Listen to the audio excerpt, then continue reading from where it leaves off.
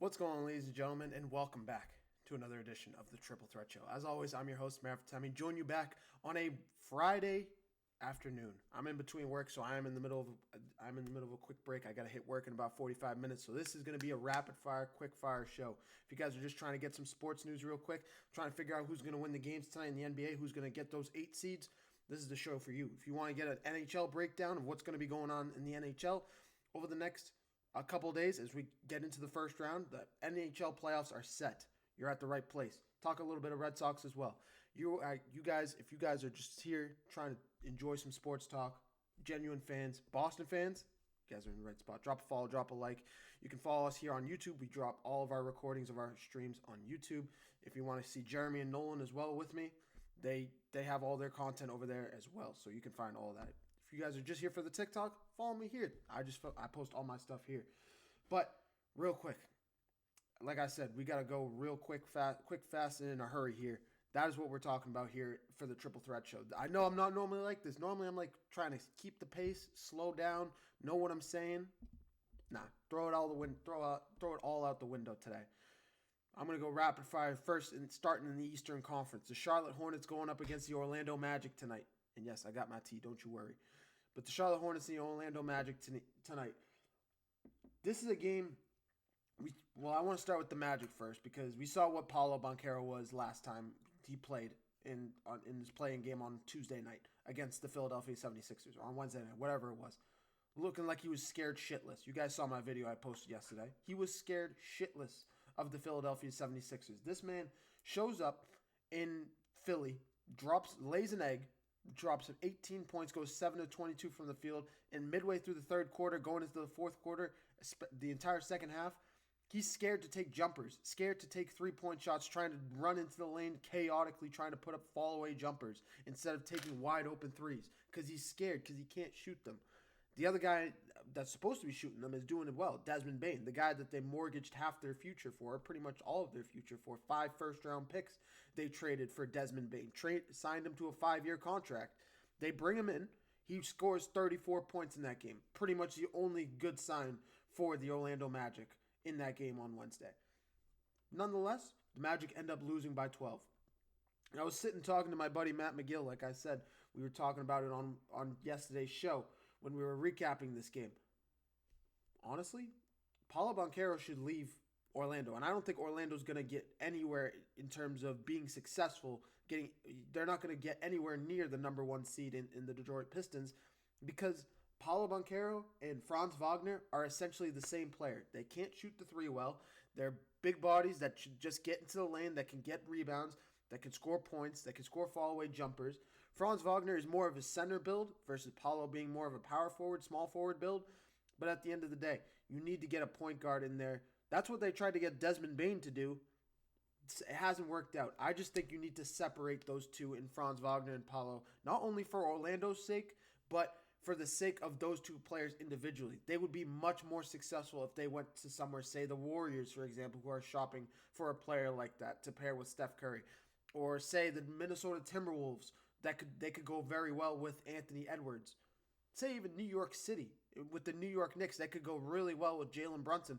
They can just be a 1B kind of guy, a secondary option so they can relax and find their spots and get their confidence. This is a guy in Paolo Banchero who's only been in the league for about 3 years, so I'm not blaming him too much. He's under a lot of pressure in Orlando. But at the same time, this is 2 years now. You go up against the Cavs, send the Cavs to 7 games. This was the number 1 seeded Cavs 2 years ago. You play Boston last year. You lose in 5 games. And this was a team, a lot of people were saying the Magic could upset the Celtics last year. Doesn't happen. All I'm saying is, and on top of all of that, to bring it back to present day 2026, in today's game against the Charlotte Hornets, their head coach is going to get fired tomorrow. I'll be coming on the air probably most likely tomorrow saying Jamal Mosley has been fired from head coaches of the Orlando Magic. They've already said, Jake Fisher's already reported that they're going to fire him. Is it going to happen tomorrow? It just depends on how far the Magic go. But I think this team is defeated. I think he's lost the locker room, and I don't think they have what it takes offensively to beat the Charlotte Hornets. And that's a good segue for what I'm trying to go to. The Charlotte Hornets, I don't think you realize how good of a win that was against the Miami Heat, because when you look at Con Knippel and LaMelo Ball shooting a collective like 2 for 23 or something, 2 for 25 from 3-point range, these are the number 1 and number 2 leaders in 3-pointers made this year.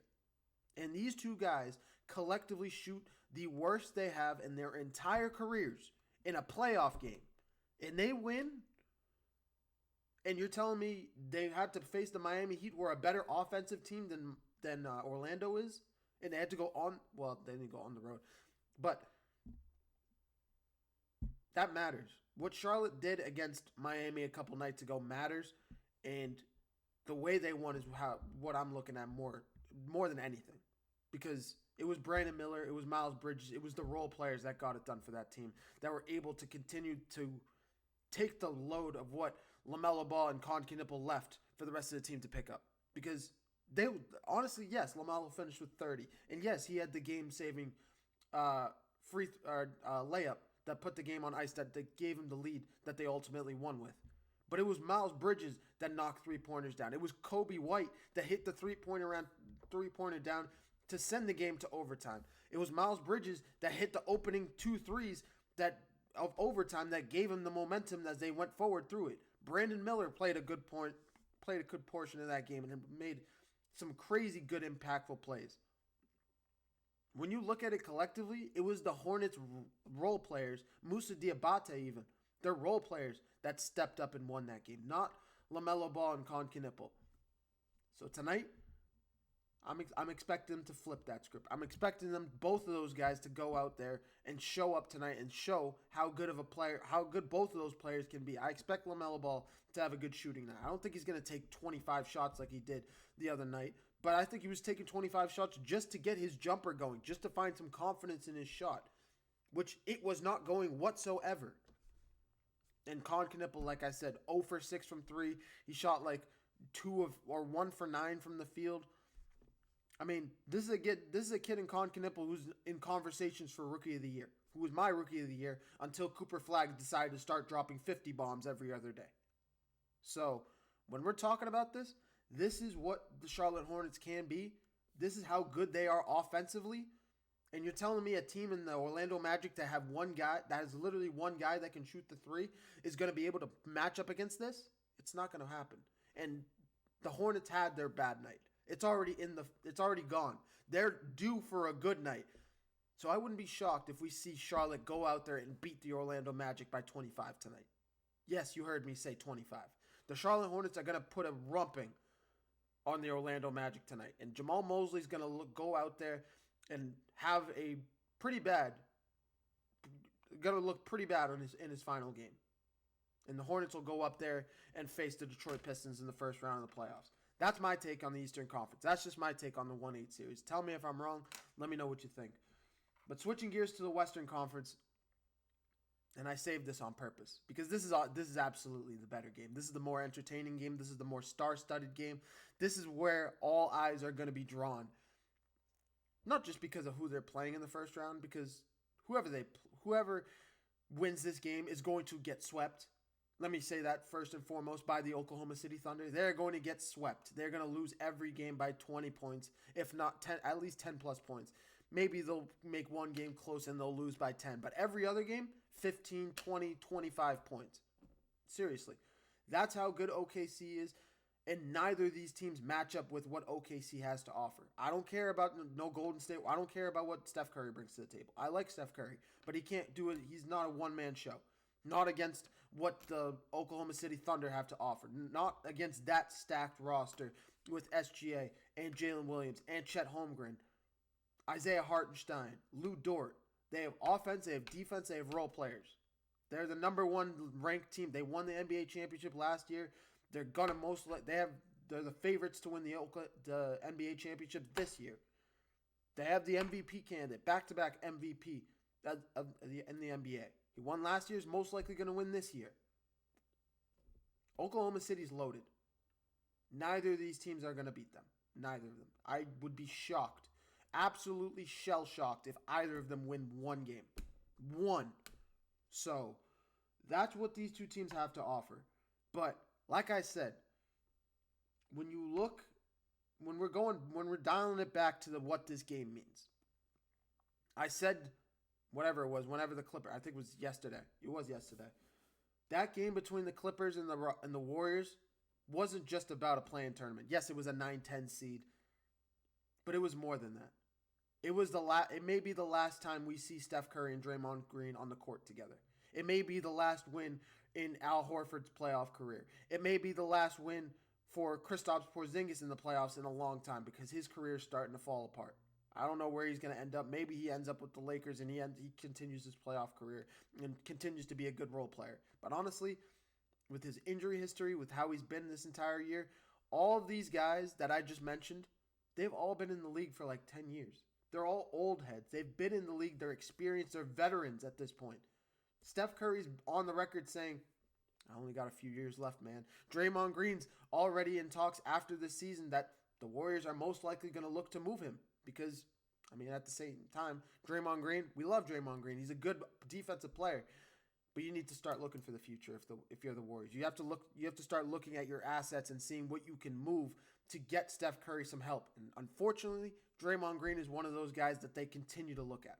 Draymond Green's going to continue to be a one-year deal, maybe 2-year deal kind of guy. And it makes sense. I don't blame them at all if that continues to happen. But if you're asking me right now, I don't think so. I think maybe, well, if you're asking me if he's going to stay in Golden State, no. I think this is the last road. This is the last dance with these two together. So the way that Draymond Green played defense and was a role player, that was a glue guy with that pick and roll going with Steph Curry. Steph Curry hitting the outside three, step back three over Brook Lopez for them to take the lead. Al Horford hitting 4 straight threes in clutch moments to take the lead. Clutch playoff Al Horford. Kristaps Porzingis with 20 points in that game. I didn't even bring up Steph Curry, like I said, with 34 points in this game. That's what this game meant. That's as a fan of the game, that's what it meant to watch that game. And I've seen so many people say the exact same thing. It looked like it's flashbacks of 2016 when they were a dynasty, when the Warriors were ruling the NBA.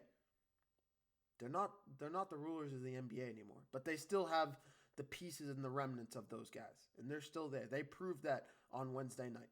Can they prove it again against the Suns? Yes, I'm picking them against the Suns once again.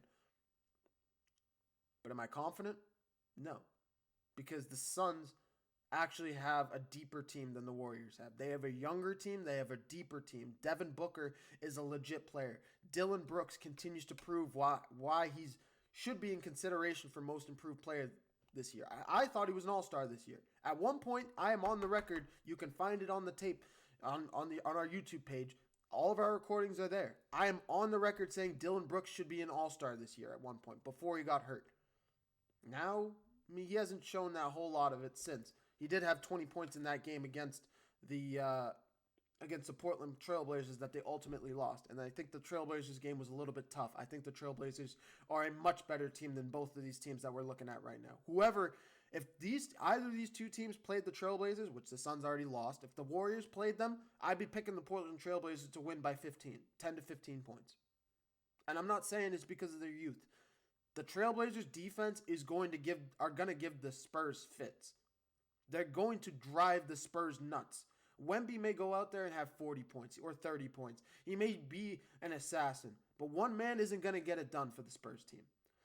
The Trailblazers are going to sit there and give Stephon Castle his work. Going to give Dylan Harper his work. Going to key in on De'Aaron Fox and put Wemby on an island and say, okay, you think you can do it? 1v5 us. Do it. See you can do it? Go try. Do us a favor. Just try. You can't. The Trailblazers are that good defensively to get it done. And Drew Holiday leads that group. But that's not where I'm going with this. The Suns took the Blazers' best punch. Were literally up the entire fourth. Went on a 28. I think it was 25-4 or 28-4. It was 21-4 at one point. I do know that for a fact. Between midway through the third quarter up until the early couple minutes of the fourth quarter, they were up by 6 with 4 minutes to play. They were up by 4 with 3 minutes to play. And the Trailblazers come all the way back, led by Denny. Can I actually pronounce his name correctly? It's not Avdija. Alrighty, I'll figure it out another time. But Denny, led by Denny, who's one of the best small forwards in the league, one of the best young talents in the league with the way that he moves, with his step. The second he gets that burst step off, you are stuck in the dust. You cannot even catch him. And the way he finishes at the rim, you can't catch him. You can't make it up. You can't teach it. His control with the ball, with his dribble, with his speed, it's all just come with repetitions.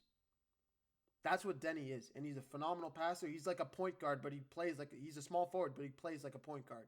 He's like Tyrese Halliburton, but he plays phenomenal defense as well. That's all I'm saying. I think the Suns are most likely going to lose this game just because I think their stars.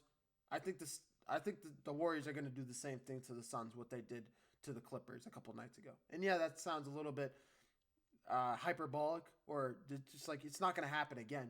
But I think Steph Curry's that good where he's just going to keep his team in it. He's just going to keep the team hanging around, hanging around, hanging around until the final couple minutes, and then their guys are just going to get hot. I think that's what I think. I think Draymond Green's defense is going to shut down Devin Booker.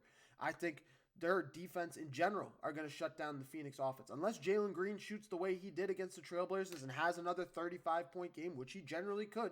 This is his second year in the playoffs, and he's already proven that this is a different Jalen Green. I don't see the Suns winning this game. I just don't. Dylan Brooks might be able. Dylan Brooks is gonna try to get in Steph Curry's head like he does every other player he plays, but it's not gonna work.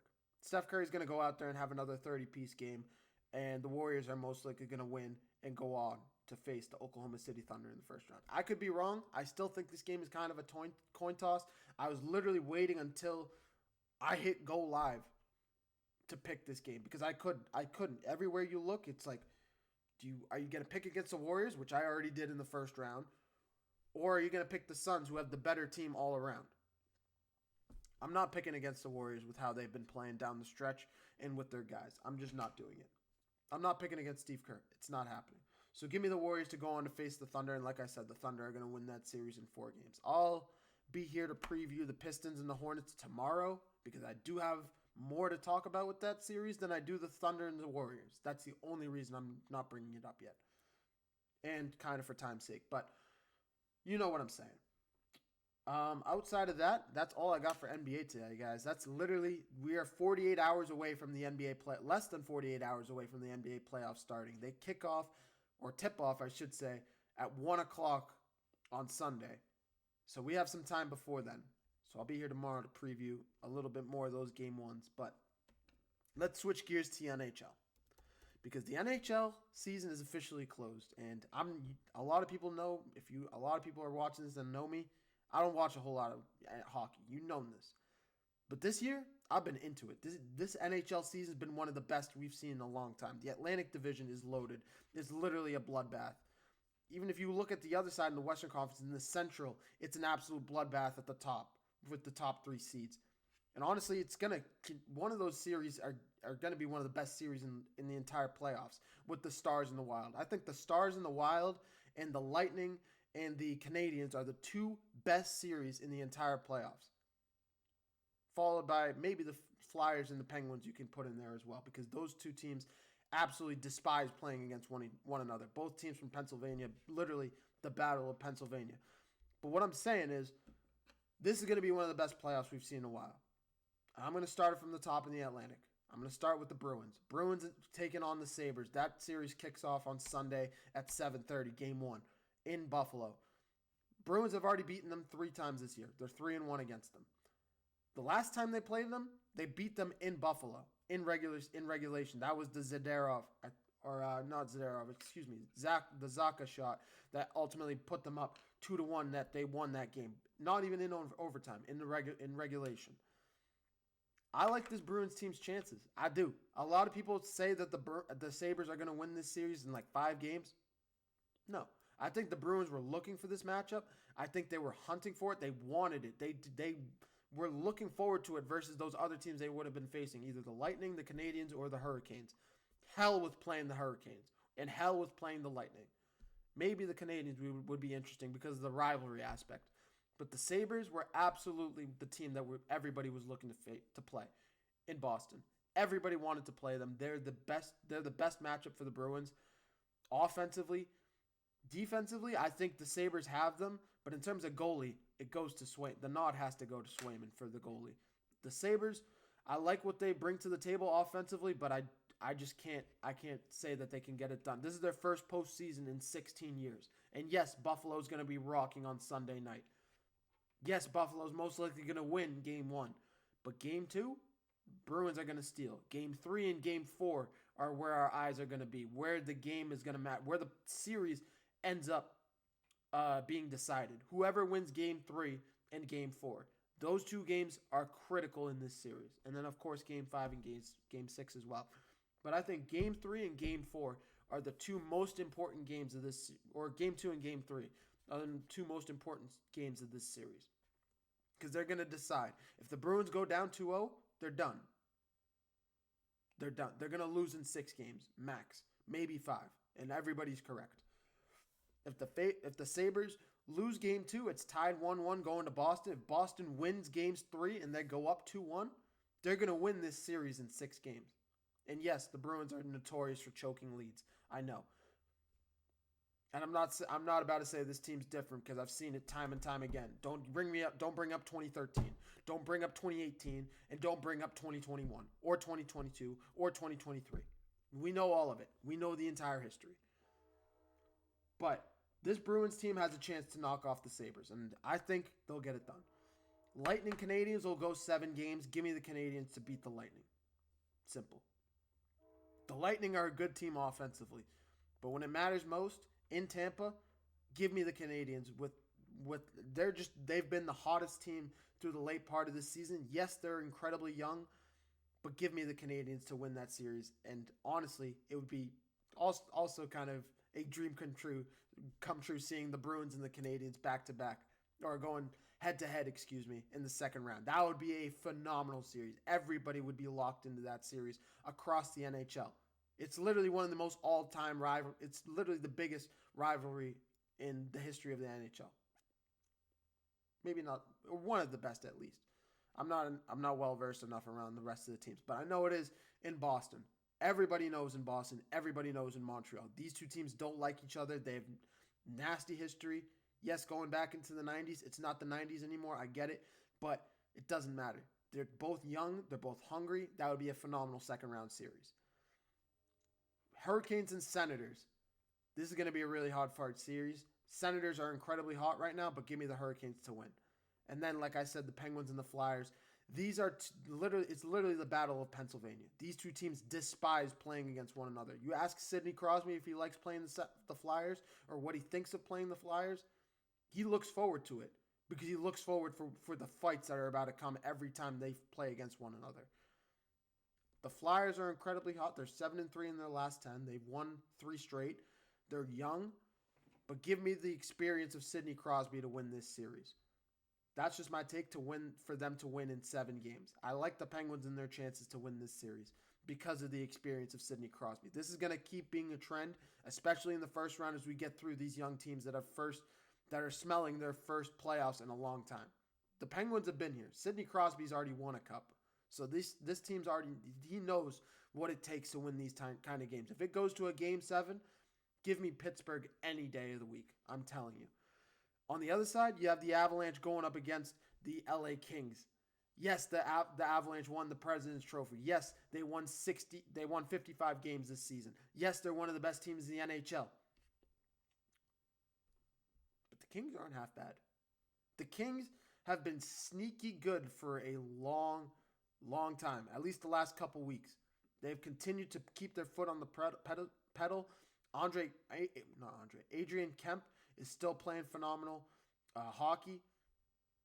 And yes, this is Anze Kopitar's last playoffs of his career. He's most likely going to retire after this year. The Kings have a chance, though. I think this series goes at least 6 games. The Avalanche do end up winning, but the Kings aren't going to go down without a fight. They've played phenomenal hockey down the stretch, especially when they keep their head in it. And I say that because we saw what happened against the Kraken on Monday earlier this week when they were up 3-0, give up 2 goals, in one period.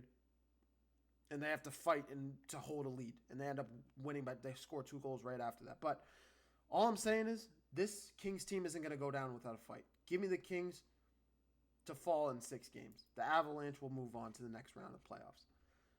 I'm going to save the Stars and the Wild because that is the best series by far. Vegas goes up against Anaheim.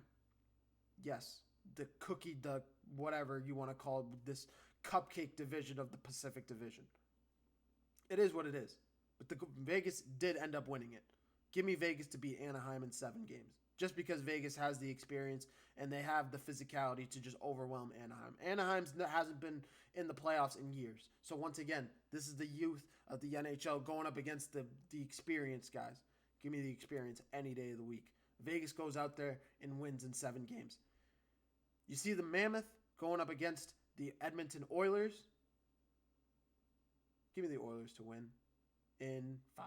This is an Oilers team that's led by Connor McDavid. Leon Draisaitl is continuing to just play phenomenal hockey. People, if it wasn't for Connor McDavid, he'd be the best player on that Oilers team, and he's still a top 15 player in hockey right now, Leon Draisaitl. He's one of the best skaters, one of the best scorers. With the puck on his stick, with these 2 guys on a 2-on-1, God help you if you're the Utah Mammoth in that kind of situation. Give me the Oilers to win in 6 games. That's how good of a team they are, and especially when they're in Edmonton. I don't think they lose in Edmonton. They might lose a couple times in Utah, but they won't lose in Edmonton, I don't think. That's just me. And then you go to the final series of the first round. This is the best series in the NHL. Period. First round. Stars and Wild. The 2 best teams, the second best team against the third best team. The Wild literally put up 104 points. If you put that up against the Eastern Conference, they'd be in third. Straight up. They're one of the best teams in the NHL, and they've proved it this entire year. The Stars, on the other hand, the second best team in the NHL. Literally have been on an absolute tear this entire season. They're on a 5-game heater right now. 7-2 in their last 10 with 1 OT loss. So I guess 7-3. But the Stars continue to be a buzzsaw. Anybody they play, I'm taking the Stars to win in 7 games. It's going to go a full 7. It's going to be an entertaining 7 games. Game 7 will go to overtime. The Stars will pull it out in Dallas. The only reason I say Dallas is because they're going to be at home. Home ice is going to matter in the playoffs, especially in a Game 7 against the Wild. I like Jim Montgomery, and I like what this Wild team is doing. They're just unfortunately going to have to be going up against the Dallas Stars in the first round. Give me the Stars in 7 games. So that's it. Avs, Stars, Vegas, Edmonton, Bruins. That's the Western Conference. Bruins, Canadiens, Hurricanes, and Penguins. Those are your 8 teams moving on to the second round. And like I said, I'll probably be back here tomorrow morning to preview those game ones because the NHL playoffs kick off tomorrow. We have a lot to talk about with the NHL playoffs. NBA kicks off Sunday morning, so we have some time. We'll recap NBA tomorrow, preview NHL games, and real quick before I call it off, there's 2 things. Sticking with the NHL. Shout out to Boston University's Macklin Celebrini for getting the San Jose Sharks single season point record with 115 points. Phenomenal player. Came into the NHL at 18 years old. Has been a phenomenal talent now at 19 years old. He's gonna be an MVP candidate at some point. He was a top 10 MVP candidate this year in his rookie season. It was his rookie season. Watch what he does next year and in the years to come. Give him literally 3-4 years. He's gonna be a legitimate, bona fide NHL MVP candidate. One of the superstars in this league in a few years. That's Macklin Celebrini. So shout out to him first. And then seconds, yeah, we do this at the end of every show. Let's go take a look at what the Red Sox are doing. Are they still sucking? They play against the Detroit Tigers later tonight in Boston. Does help. The Tigers are 2-8. 2-8 in their when they're playing on the road. 8-1 at home, 2-8 on the road. So, yes, the Red Sox do have a chance. They're 3-3 at home.